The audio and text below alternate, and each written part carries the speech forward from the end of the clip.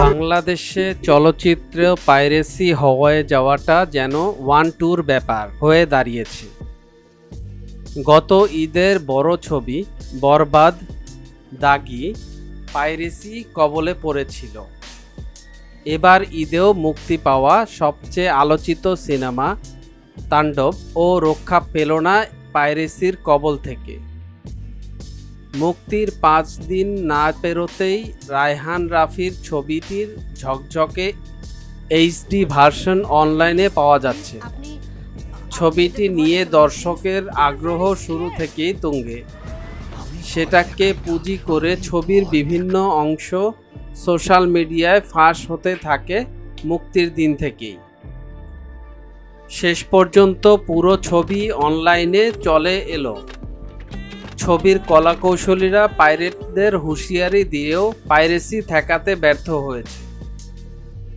তবে পুরো ছবি পাইরেসি হওয়ার পর নড়ে চড়ে বসেছেন তারা।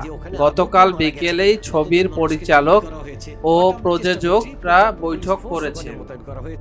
পরিচালক রায়হান রাফি বলেন, যারা পাইরেসি করেছে তাদের কোনো ছাড় নেই।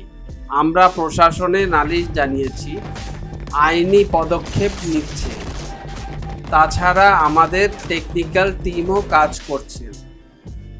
এখন টেকনোলজি অনেক উন্নত। যে বা যারা কাজটা করেছে তাদের দ্রুত চিহ্নিত করা হবে, আইনের সামনে দাঁড় করানো হবে।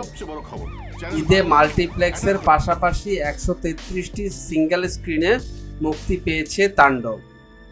ছবিটিতে শাকিব খানের সঙ্গে প্রথমবারের মতো জুটি বেঁধেছে সাবিলা নূর।